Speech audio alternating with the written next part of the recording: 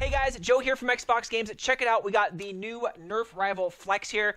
Now this has been out probably maybe 2 weeks or 3 weeks, somewhere right there, maybe about 2, depending on when you guys are watching this. And this kind of took me by surprise. Now when we looked this up on Walmart's website, I wasn't quite sure what it was because it had the name of something completely different.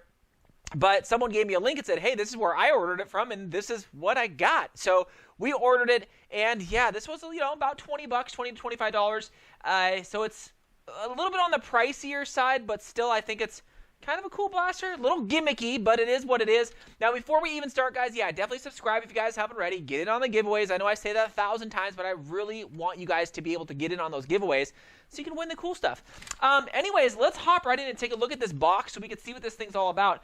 Again, I seen no pictures of this anywhere until I ordered it and then saw some other Nerfers online kind of talk about it. So the front of the box, it's again kind of there. I don't know if they're going to have a line of curve shot. I know we did pick up another blaster. I'll throw it up right there of a curve shot that we got. But this particular one, yeah, I mean, I don't know, nothing too crazy. Curve shot. I don't know if they're going to have more. Maybe a battery-powered one, which I think would be awesome. So nothing too crazy on the front of the box. We turn it over on the back. Again, nothing too crazy. It's just like, hey, curve shot. You want to go left, right, straight, down. You got all these different options. And I was like, oh, that's kind of cool, I guess, to kind of do it like that. Now, here's the thing. When I first saw this, I was like, well, wait a second. This is very similar to, I don't know if a lot of you guys know, I used to love to play paintball and still do from time to time. It was very similar to this, where you can kind of curve your balls, You didn't get like super good performance, but it was definitely something different to try and, go down or try to hook it around something. And hey, every once in a while you get a little lucky and you get someone with one, right? So I figured, you know what? Why not? So again, this kind of related to me, again, kind of my old paintball days. And it actually really reminded me of, yeah, when you kind of look at it, it kind of reminded me of the Knockout, right? And I was like, man, this, oh, jeez. Anyways, I was like, man, yeah. Anyways, that's what it really reminded me of. But then once I kind of put it in my hand, I was like, yeah, you know what? It's a lot different the way that it feels. But let's take a quick look at this thing up and close. So you can see, yeah, it's kind of bulky. I think they could have probably done away with the kind of that front curved piece up there where the actual balls go. But it's still kind of the same design as the Knockout. If we take a look at the actual grip itself, I mean, it's big. Comparison to this, I mean, it is like, this is so much more comfortable. So much more comfortable. I don't know why you just didn't stick with this and just make it this. I think I'm going to take off that whole front end, or even see if I can fit this like curved piece on the end of this. It would make much more sense. But anyways, yeah, I mean, the grip is really, really big on this particular blaster. I mean, almost like too big. You can see at least they contoured it on this, right? They contour it so it fits the hand very well. Anyways, I did notice there are no tactical rails on here. I thought they would have given you tactical rails, especially when you're curving something. You want to get that down the sight. There's nothing. There's kind of a fake one on the top, but there's really no tactical rails per se. They do give you, of course, 8 slots right there for your additional rival rounds. Again, I think they could have just done away with this and maybe focused a little more on the actual blaster itself, because again, that's just funky, right? You can't holster it. You can't do much. So I am probably going to take that whole mechanism off. Just chop this off right here and chop that off.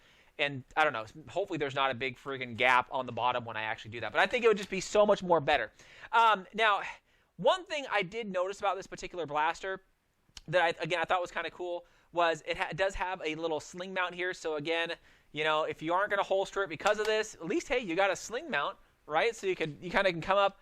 I don't know. Again, it's kind of gimmicky. The big thing is this, is the curve up here, right?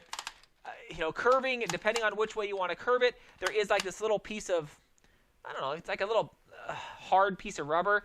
And again, it kind of, when the ball comes out, the ball hits it, so it spins based upon where you have that. So very much like if you're throwing a curveball or something like that in baseball, you get a little bit of spin on it. After a little bit, that spin really kind of, turns it to the left, turns it down, shoots it straight. You see this a lot on Airsoft. Again, they call it the hop-up system on Airsoft. Kind of the same concept, but it's not as aggressive, right? This is really, really aggressive when it comes to shooting.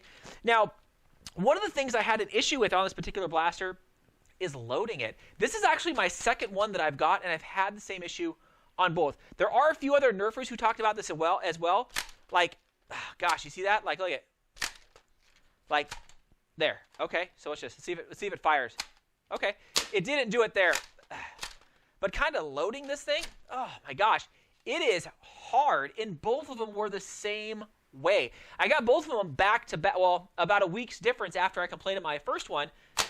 Oh, do you see that? I push it in and it fires. Oh, gosh. There we go. Let's see if it does it. Okay, it didn't do it there. But that's one of the problems that I had with my original. I thought by ordering another one, a week later, it wouldn't have the issue. But that's the problem that I have with this thing, is cocking it and firing it. And again, other Nerfers have been relaying the same kind of frustrations with this particular blaster. But let's take a quick look at me shooting this particular blaster. You can see, again, you know, you get a lot of deviation when you shoot an airsoft round anyway, right? You tend to get a little bit of curvage, whether it's down, forward, maybe not as aggressive as we are seeing here, but you do get some kind of curvage. Now, this shooting, when it's shot, without me kind of auto-triggering it, yeah, it shot around the 90 to 100 FPS range, sometimes going over, sometimes going down, depending on where that ball sat, right inside there. This is definitely a prime case for removing that air restrictor in there. I think that is something I'm definitely going to do when I do a little surgery on this thing. But you can see there is something to this barrel, right? This kind of turning mechanism. It for sure curves the ball. I think most out of anything, it would be a good shot when it goes out and down. So you can get over the top of a bunker.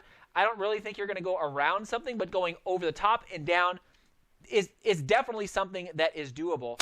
But, I mean, overall, guys, this is the second one that I've had issues with.